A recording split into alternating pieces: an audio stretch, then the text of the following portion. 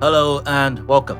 It is Canvas, the Niger-Delta Roundtable, where we discuss the future of the Niger-Delta region, blessed with hydrocarbon resources and every other kind of resource, really, especially the humankind. Every week, we give time to reflect on topics relevant to the development of the Niger-Delta and the people. This episode is no different. I'm here to focus once again on how we can take the region to a more promising future. The program is sponsored by the operator of the NNPC SPDC Total Energies Ajib Joint Venture, the Shell Petroleum Development Company of Nigeria Limited, headquartered in Port Harcourt. Thanks for joining. I'm Adid Dayo Ilushakin. On this episode of Canvas, our topic is citizenship and public infrastructure protection. Now, in this episode, we explore the interactions of society, politics, and everyday life.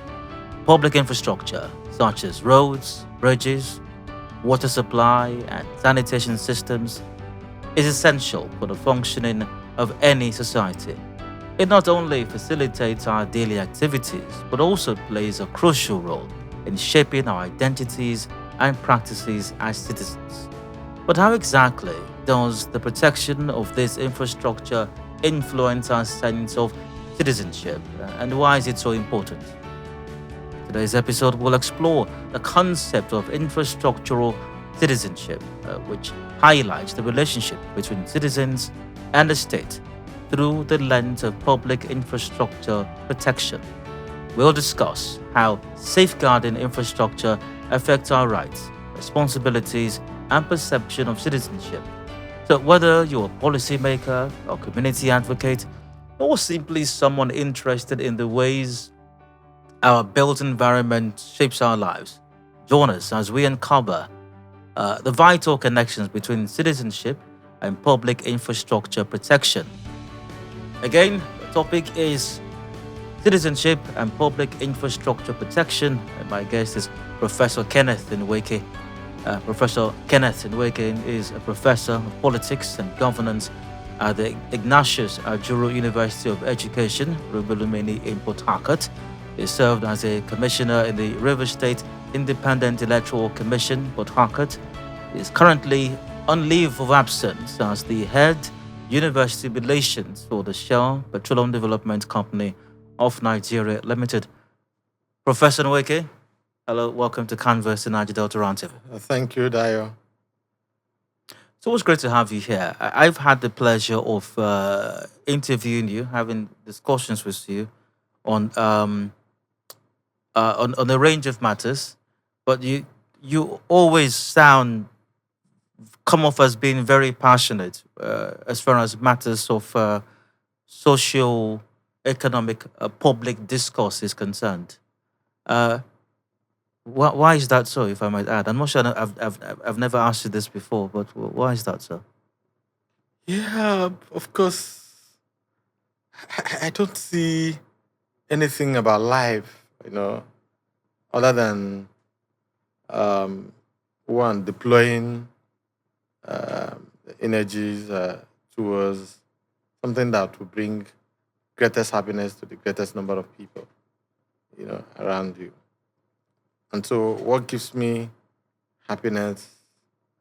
It's talking development, talking improvement in the lives of people, you know, giving people some hope, some succor, so to say. And of course, when you do this, all of this reflects on their faces. And I enjoy people being happy.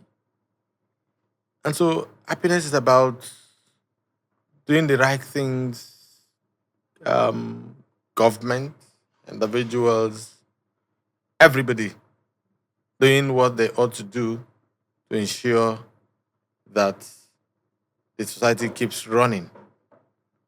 I live up to my obligations to the state, and the state does same to me because, of course, state has some responsibilities to me as a citizen.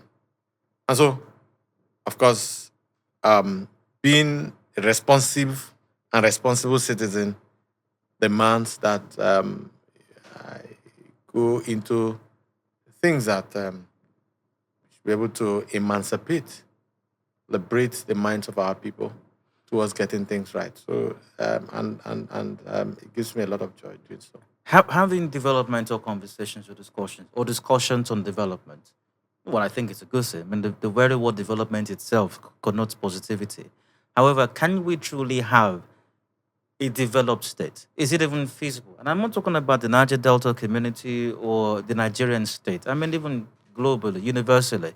Can we have a truly fully developed state where this happiness you talk about, this everyone feels it at an almost equal level, or at least at an agreed base level, and everyone is experiences development, everyone experiences satisfaction, everyone enjoys happiness, so to speak. Is it even possible, or are we simply chasing a dream that we can't never or ever catch up with? Unfortunately, it looks like we will be economical with the truth.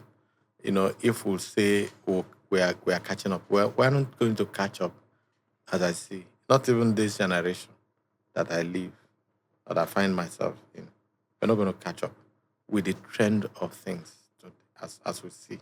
We're not going to catch up with the set of human that we have in this country today, with the set of political class that we have, with the set of the political followership that we have today. You know, we are not going to see that happen. Not even in 50 years, Dayo. That's not gonna work. That's not gonna happen. So we deceive ourselves. We're just running in cycles. What then is the essence of these discussions? If it's not feasible in the foreseeable future, and I need to emphasize once again, it's not just about the Nigerian state, even globally. Basic economics tells us that resources are scarce relative to human needs and wants. And that's not in Nigeria, it's a global phenomenon. So if everybody cannot have what they need, not even what they want now, if everybody cannot have what they need, what then is the essence of these conversations? No. The essence of this conversation is to sustain us, to sustain and to ensure that the society keeps running. Because we cannot say because we're not seeing a foreseeable, I mean, there's no foreseeable future of where the greatest happiness, the greatest number of people will be realized. Where I see, everybody, smiling and all that. Not everybody smiles, even in advanced countries. Not everybody. You still see lunatics. You still see even normal people that have chosen not to do anything probably, and then they're not smiling. And so you're walking on the street, you're still seeing some of these nuisances, on the street, but very minimal, if you ask me, in those countries. And so, of course, these ones have ensured that public infrastructure, that connotes the efficient use of the commonwealth of the people. Are made available for everyone and all that. And so people access them, and these things are running. And then in the midst of chasing a few resources, in the amidst needs or wants of people. But here in Nigeria, for instance, with the crop of leaders that we have and followership, like I said, we aren't going to realize that kind of happiness that I'm talking about. Not, and then you are asking, well, then why this conversation? If we don't have this conversation, then we would have said, let's all just end it. And so, let this phase, go down completely, and then let God recreate people or migrate people from other parts of the world into this place. But I'm saying that yes, probably we have decided to remain where we are, and so we can't shut ourselves completely here. So we'll be running in circles, and after this phase, this generation goes. Maybe, well, why the essence of this conversation is to ensure that we keep the society running. Probably by the time we have extinction of this generation, probably the next generation coming after 50 years to the 100 years, probably we begin to see a bit of a new thing, than or from where we are today. Let's dovetail into the essence of today's conversation then. Citizenship, public infrastructure protection.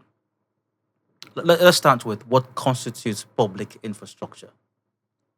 Of course, we talk about public infrastructure. The it connotes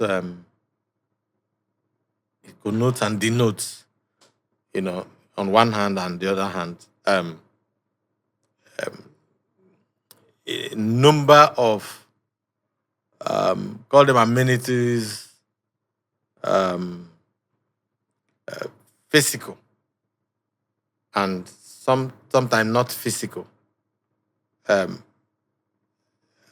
um, that help to make life better for the citizens. When I talk about amenities, they can include road infrastructure, for instance, electricity, water, good environment, sanitation. Because the essence of life that people are living is to live a good life. The essence of life is not to live in abject poverty. The essence of life is not to live, in difficult environment where on a daily basis you continuously struggle for even what to eat. So anything that is geared towards making life or giving life a meaning, for me, I'm basically provided by either the government or a group of communities or a group of people, not attached to one person individual. All of those constitute public infrastructure. And that takes me to my next question. Whose responsibility is it? Who provides public infrastructure? Of course, like I said, public infrastructure can be provided by anyone, but the end users are the end users are include everyone that is living within or that is living within and can have access to such infrastructure. Individuals can donate into into that kind of pool of public infrastructure. Those who are wealthy or those who have concern for the interest of the people can use any platform. Individuals can build roads. Individuals can build hospitals, can donate whatever, just to make lives good. But most particularly when you hear public infrastructure, the basic or the responsible party more is the government. And so government provides infrastructure for their citizens to access, to make life more comfortable. Organizations could be private, can as well join forces with government, maybe at all levels, to provide certain public infrastructure, depending on their budget, depending on their interest, depending on the problem. And so provision of public infrastructure can be individuals, can be organizations, maybe private or public, or government at all levels. Or even you have donor agencies outside Nigeria that are operating in Nigeria can also leverage on the the, on the laws of the land and or regulations, and then what they are clearly cut out to do, either globally and all of those, or in country. So it's an open thing. All infrastructure, I suppose, needs to be protected. And that's why even that which is privately owned, efforts are made to secure them as well, ensure their protection, and that they're preserved as well. As far as public infrastructure is concerned, whose responsibility is it to protect public infrastructure? Since it's not, once again, for one person, it's not privately owned, it's to serve the interest of a vast number of persons, entire communities, or sometimes even entire countries, an entire country. Whose responsibility is it to protect public infrastructure? It's the responsibility of all to protect, public infrastructure. Individuals that use this infrastructure, group of individuals that use this infrastructure, government that also provides this infrastructure, organizations, whether private, that also provide this infrastructure. Everyone has a role to play in protecting what is out there to make life better for them. Because of course, if, for instance, a donor agency builds a school in my community, at the end of that project, they commission and they hand over, probably to government and to the people. They leave. They aren't going to be there to protect that particular infrastructure. It now beholds the community where that project is domiciled to play their role. Even if government can come, government representatives can come on that day and then do their bid. Because there's police, you have other security agencies and all that should also, protect public infrastructure. But the community that is a recipient of that project has a lot to do in terms of protecting that property. So it beholds that, yes, when it's public, government has a responsibility because we have different security agencies that ought to also, protect this infrastructure alongside the community people or where that project is domiciled. So everyone has a responsibility in this regard. Speaking of security agencies, I think one could argue that security is a public service as well. I think primarily security is in the domain of government. Government, of course. Now, if that's the case, and security once again can be said to be a public service, and as a private citizen, I have my responsibilities. I probably have a business, or I have a job. Could have a 9 to 5, for example, where I go to offer my service for a wage or a salary, as it were. So, and I have personal private needs that I need to attend to. So my focus very likely would be on those things. How then, where then, or why then even should citizens or myself, for example, be concerned with the protection of public infrastructure when I have all these other private needs and things to attend to in the first place? You should have, in the midst of your numerous activities to attend to in life, of course, as individuals, what is primarily of concern to you is anything that has to do with you. But you can't be driving on the street, for instance.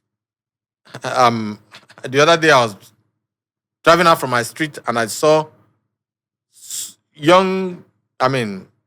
about 10-year-old boys, too, fighting. And then almost, obstructing traffic. And could have knocked them down. Other, road users and all of those constitute nuisance.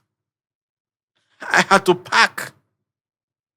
I came down and I held them. I said, "What are you doing? What is the issue?" And I had to hear from each of them. And I explained. Yes, I was going to work. But if I had allowed that to happen, either one of the boys could do something funny, it could lead to crisis in that small community where even the public infrastructure that we're also talking about could be affected one way or the other. Crisis can erupt in such a manner that people will now begin to vent their anger on public infrastructure. One way or the other. Electricity, they are throwing something and then it hits on the transformer and there's a spark, that light is off from that area. Or they are fighting, the water pipe and all that, somebody breaks it and all. People are denied access to public infrastructure like water. But little things can bring about disruption of efficient use of, public infrastructure. Or even the peace we are talking about. If there's no peace in the area, you can also access public infrastructure. Have you not seen where there's a crisis in a place and people desert that place and all the public infrastructure looted? And so, the point I'm making is, no matter how busy you are, you have a role to play as far as protection of public infrastructure is concerned. You can see people, most times I'm driving on the way and I see people throwing trash. Because you talk about sanitation, it's part of public infrastructure. Oh no, guy, please can you pick that stuff? You didn't need to throw that on the main road. I was in the UK one of the times, about 10 years ago. Myself and my family. And I saw one guy who was drunk and all that. And after eating whatever, the rubbish, in the middle of the road as he was driving, he just dropped the trash. And I said, "Hey, what are I trying to do? Can you pick this?" And the guy was drunk and then he just zoomed off. What did I do? Just went there, picked it, went to the dustbin and dropped it. Someone would say, "Oh, it's not even my country." And then you walk away. It has happened severally where I confronted people and left whatever I was doing. And so if we see public infrastructure, roads, electricity, sanitation, and all of those environments as part of our responsibilities to protect, you won't be counting, the time you spend in ensuring that the right things are done. Because if all of us live very responsibly in this manner, of course, this issue of not getting it right, even in the next 50 years, will not arise. What do I lose as a private citizen if public infrastructure is vandalized? I could argue that it's not my private investment. I didn't build it. I didn't pay for it directly, at least. What do I stand to lose? You lose, Dayo. If I give you an instance, there was a bit of crisis protest in this state,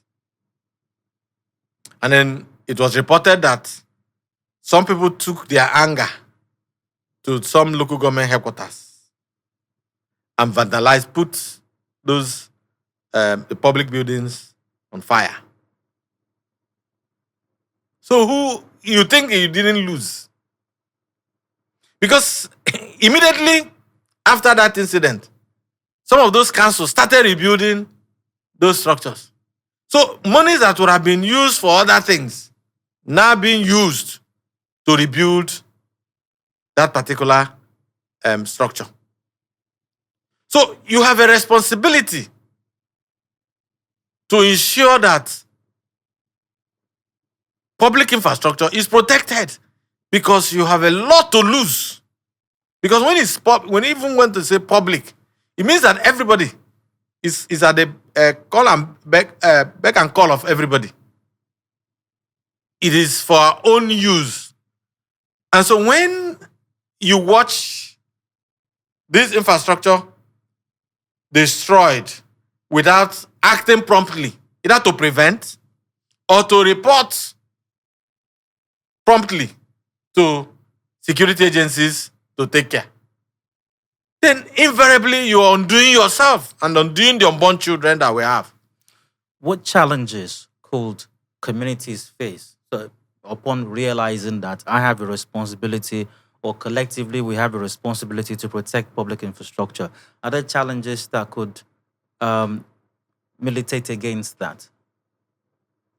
Challenges? Yes, that communities could face in their attempt to protect public So infrastructure. many challenges. So, number one, wetin concern you? Maybe you intervene. And then somebody, one hoodlum, I say, so wetin concern you? You were Nigerians. I say, yes, it concern me. So, when somebody throws, maybe a hoodlum throws that kind of question, wetin concern you? Guys, stay your own. No. That fear alone, if you don't have the liver, you can't confront that guy anymore. You take to your heels. It's one challenge. Fear of the unknown or even the known. Why must you get into wetin can concern you inside there? No, it concern me. Do you understand? It concern me. Because the public infrastructure you're destroying, all of us have access to it. And it's for our own good.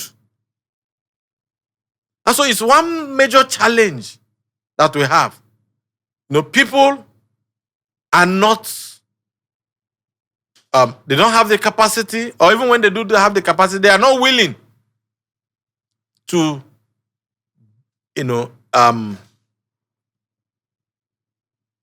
stop any act of vandalism, so to say, or anything tampering on public infrastructure because of fear of being harassed or killed.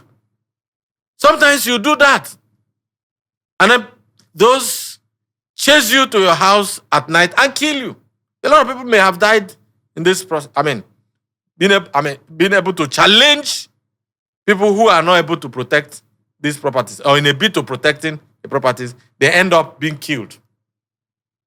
The other day on air, it was, I heard a woman, somebody was killed around the Gruta area and all that, who was a chief security officer, something like that. And the wife was saying, it may have come as a result of his role in ensuring that a particular public infrastructure around that area was not looted on air. And probably that may have resulted in the husband being killed. And so that's one major challenge that we have here. Fear. I know you've given instances how on an individual level or basis, citizens can provide protection for public infrastructure. But collectively now, as a community, how can communities actively protect and preserve and maintain public infrastructure? What can they do? If the community have, as a whole, a responsibility to protecting the infrastructure that they have. And how should they do that? Why should they do that? They have, because that infrastructure belongs to everyone. Then how should they do that? Yes, it can be through local vigilante in support to ensure that that property is protected. And then they do some kind of due diligence among themselves. Because the people who live in that community know themselves. They know the thieves that are in those communities. They know those who, I tell you, because of the poor attitude to protecting public infrastructure today, we are now having the things that we tend to fear about coming back to individuals. Because we're unable to protect these properties, because of course we have the right to do so, and then we also have the wherewithal to also do so as a community. Because traditionally, there are ways that you can gather your people if you have a responsible and responsive leadership and followership in the communities. to gather your people and fish out even bad eggs that ordinarily those infrastructure ought to exist without anybody tampering with it. But when you have infiltration of people into that community, unknown, or even your daughters and sons, who take these ones into their external persons, into their or foreign persons into their communities, and they do a kind of collaboration with them to undo the people. That's exactly what happens in terms of infrastructure. And so it becomes a bit difficult because these guys are armed. Like we are also asking about the challenges. Some of them are armed, and so you can't confront them because you are not armed.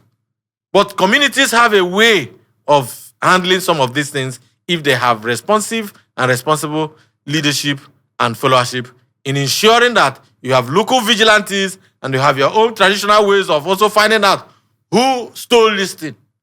In my community the other day, they stole something and then they gathered, and at the end of the day, they said they will want to find out this, that.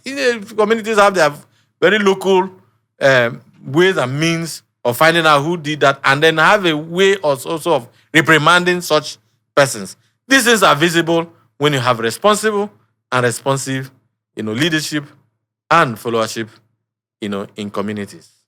It is Canvas, the Niger-Delta Roundtable. We're discussing citizenship and public infrastructure protection. My guest is Professor Ken Nweke. We'll go for a break. We'll return shortly. This conversation will continue. Do please stay with us.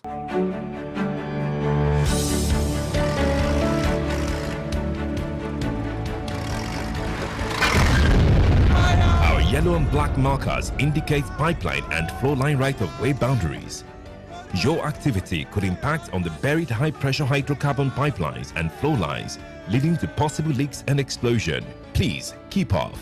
Do not engage in sand mining or any form of excavation, pipeline vandalism, oil theft, and bush burning within pipeline and flow line right-of-way. Do not farm, trade, or locate any business on pipeline and flow line right-of-way. It is against the law to apportion land, sell, or build on pipeline and flow line right-of-way. Maintain a setback distance of at least 30 meters or about 100 feet from the right-of-way boundaries always.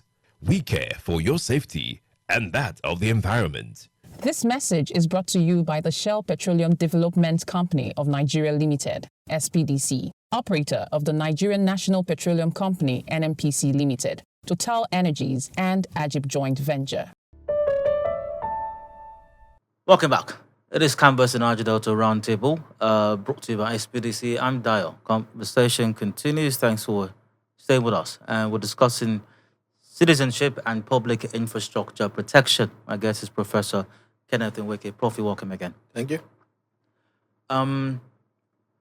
Considering the current state of things, and I'd like you to home in or narrow it down to the Niger-Delta, vis-a-vis public infrastructure and its protection, generally speaking, what can we do better in the Niger-Delta to protect public infrastructure? What can we do different within the Niger-Delta to improve the situation as far as protection of public infrastructure is concerned?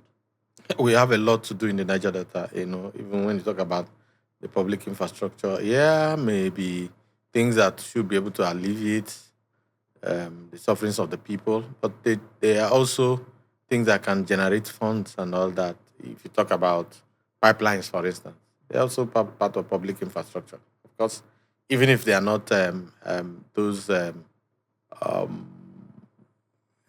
within service or services or provision of services, but of course, if you have pipelines that are running, you have public infrastructure, taking oil from one point to another.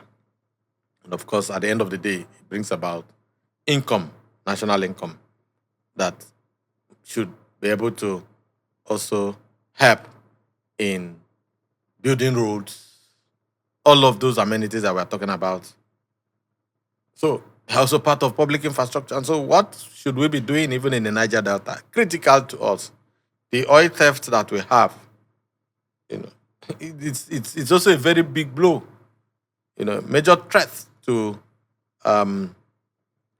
public infrastructure that we have. Because what comes out from there, gives you more money for to Niger Delta states in terms of derivation. And then from there, a number of infrastructure have been provided for by the government. And so we have a responsibility as the people of Niger Delta to protect public infrastructure, including the ones that generate revenues and the ones that provide services to the people. Like I said, critical to us is the pipelines. How are we able to, most of the times you hear the governor talking about, increasing security in the Niger Delta to protect, the pipelines. Because when you have more crude oil and more gas pumped in, you have more money also coming to Niger Delta, more money to Nigeria, as a whole, the Federal Republic of Nigeria, to provide some of these basic amenities to people. And so, as the people of Niger Delta, we have a role, we have a responsibility. And how do we also carry out that kind of responsibility is through sensitization, of our people to understand the import of protecting these critical public infrastructure that spread across the length and breadth of the Niger Delta, including the pipelines, including the oil installations, including the flow stations, including because a number of thefts, vandalizations are going on. You also talk when you have a crisis, you have people venting their anger on public infrastructure. People can just bring tires and then set fire on the roads. And those have effect on the durability of the roads that we have. So, and then some people, throw knockouts during festive periods, throw all manner of fireworks, without even minding that they have electricity, there may be disruption. They throw everything and all that. Sometimes, these things are blown off. Sometimes you have a collapse of national grid. They say, oh, people are tampering with the materials. People are, cutting away these materials, and you have as many times as that you have the collapse of national grid. It is as a result of people tampering. In the Niger Delta, where we have gas and all of those things, we're not supposed to be suffering power issues. And so we have a responsibility as a people to protect the critical infrastructure that we have, that generates revenues or that provide services for us. And one way of doing that is by constantly engaging our people, government engaging the people, NGOs, civil society organizations, engaging the people, continuous sensitization of the people to continuously protect the public infrastructure that we have. That's one way of our people protecting these infrastructures. Is there a correlation between the quality of public infrastructure protection and the relationship between the state and the people? So what I'm asking is, the level of protection that public infrastructure enjoys, does it reflect on the quality of the relationship between the state and the people? There's a disconnect. Because the people are not, the people do not take responsibility in terms of protecting public infrastructure. So I think you're describing the current situation. I'm asking the ideal situation. So what I'm asking is this.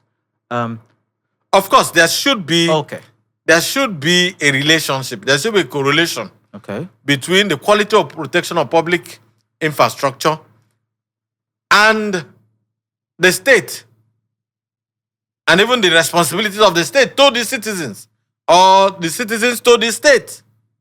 There should be. Because the state has a number of responsibilities to discharge for the citizens. And one of those is to provide the infrastructure. and also to protect the infrastructure that they provided. But it's also part of the responsibility of the people to also help government to protect this infrastructure. And so they go hand in hand. And then when you do that, government can also do more, because the ones provided for you, they have seen the level of protection, the level of people owning that particular public infrastructure. Because when government provides some of these things, or organizations or individuals, these things should be protected.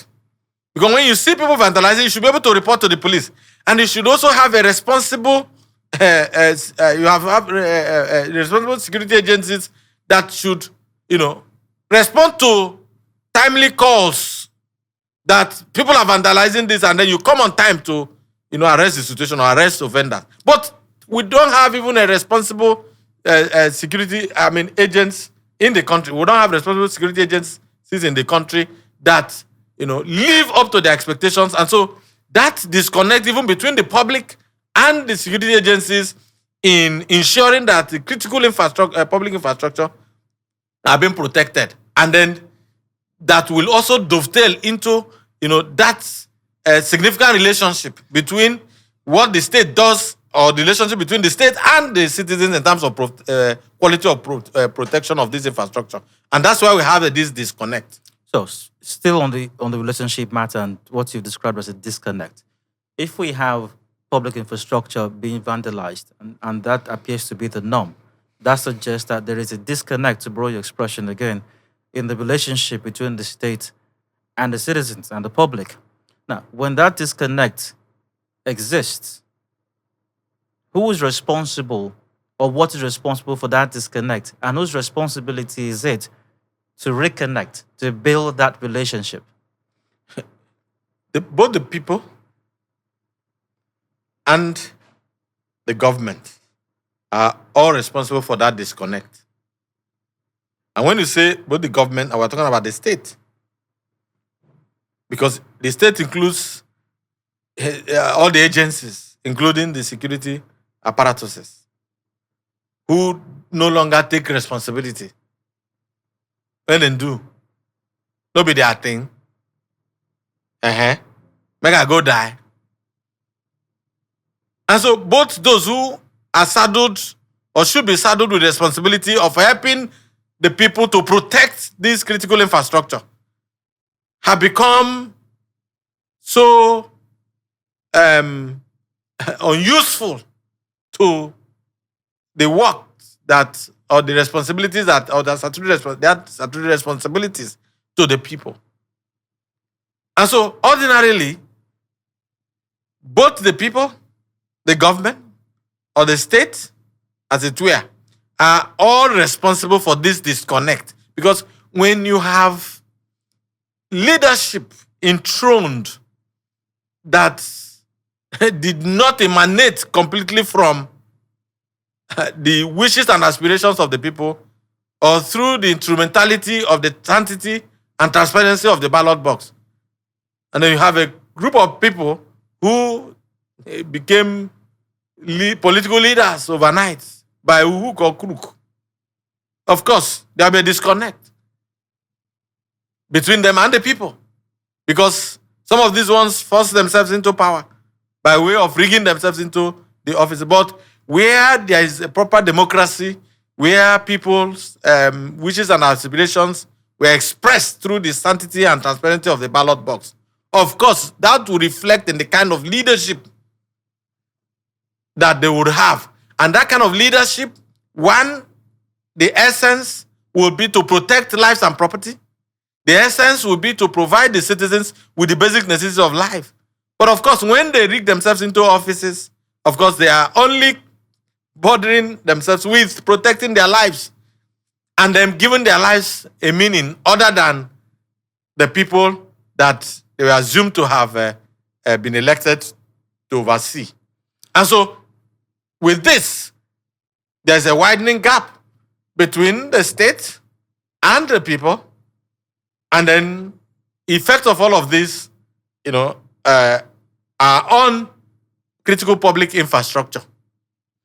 You talked about you described a widening gap, to borrow expression again. In the scenario that this gap is breached, whatever can bring about that scenario, and then both responsible parties, the state and the citizen, take responsibility and ownership. What kind of synergy, or what roles can the state and communities, or how can they properly synergize to protect public infrastructure, especially at local government level? The only thing that can happen, of course, if we have a democracy trickle down the local people, okay, the local government being the nearest government to the people, and then people are allowed to also choose who governs them at that level. Of course, that will help in protecting critical infrastructure even at that level. Because when you have leadership that emerges through proper electoral process, through democratic process, and of course, that will reflect in the kind of protection of the citizens' lives and their properties from their leaders. That will also reflect in the kind of demands that the people will begin to make on their leaders. Of course, when you don't have that democratic process trickle down the local government areas, of course, that would begin to impact on the ability of the local people to protect this infrastructure at that level. Can technology and innovation be employed, and in what way, to protecting public infrastructure? Of course, so many. Today, people have CCTVs. They can be mounted everywhere. That's technology. You don't even need to. All these manholes that what are they call them in the middle of the roads that people take away those covers. If we have those CCTV cameras all along our major routes and all of those, of course you will know, these things can be monitored from a particular place, and then these ones apprehended.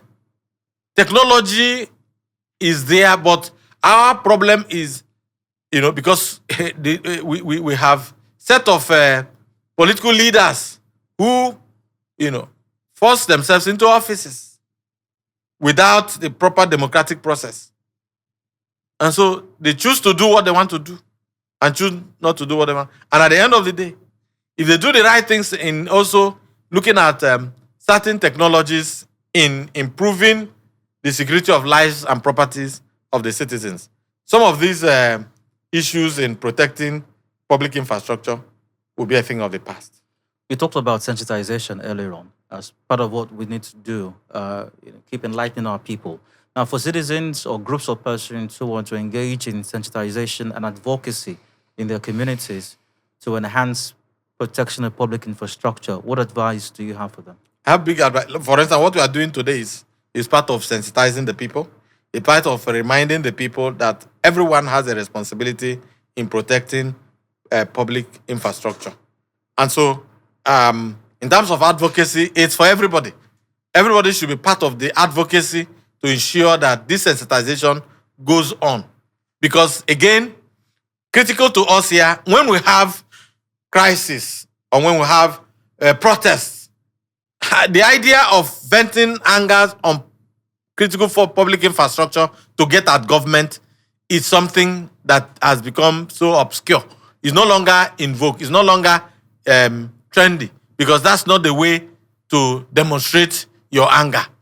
And so for me, everyone that is engaged, that is part of the public, that is part of also making use of this critical public infrastructure, whether you are part or you're not a part, you ought to be responsible in terms of the advocacy, in terms of the sensitization that is going on, such that it will get into the bone marrows of our people in ensuring that what is public is private and can make or mar us as a people. For that individual now, or even group of persons who are listening or watching this podcast and who are thinking, so what? What's in it for me? How does it affect the price of Gary in the market or the food I put on my table? Does public infrastructure protection or not, as it were, as the case may be, does it have any economic or social consequence, especially economic consequence? Of course, it has both economic, social, and more. When these infrastructure are not protected, of course, they can't serve the purpose for which they were inaugurated, for instance. So, if they cannot serve that purpose, of course, it's affecting the lives of the people economically. If it is something that should generate funds for them, if it's something that should ameliorate their sufferings, reduce the burdens that they have, of course, if it bothers with electricity, how can artisans and all of those, survive in that area? Welders. If you do something and say, you don't protect your transformer, for instance, in where we live, and they said the other day, they saw some spanners around the transformer. We should begin to protect. So we are now protecting our transformers from being vandalized. And so it's a responsibility now, not even the power holding to protect, not even the security agencies. Now we are now employing the services of private security men to protect our transformer from being vandalized. And even sometimes, I remember the paramount ruler of the place, from his story building, he was able to save one by pointing his torchlight on the people and they fled. And so it beholds that everybody must live up to, the world that we are living in Nigeria today. You must now begin to take your destinies in your own hands, because there's failure on the part of the state in protecting these infrastructure, on the part of security agencies and all of those, because nothing concerns them as it were. And so the people too, nothing concerns them. So, but those who feel that they have a responsibility, a few of them, should begin to take this advocacy down to the communities and even make sacrifices in terms of their resources in protecting this infrastructure. Otherwise, the little that we find ourselves enjoying today, we may not even see them anymore. And on that note, to wrap up this episode of Canvas, the Niger-Delta Roundtable, brought to you by SPDC, we have discussed citizenship and public infrastructure protection. You have a responsibility. I do. We all do, as a matter of fact, as espoused by my guest, Professor Kenneth Nweke. Prof, thanks for your time. Deeply insightful, as always. Thank you, and thank you. Let's make this part of us. Absolutely. Let's make it part of us as individuals and as groups and as communities as well. Thank you once again for being a part of this. Have yourselves a wonderful rest of the day. Bye.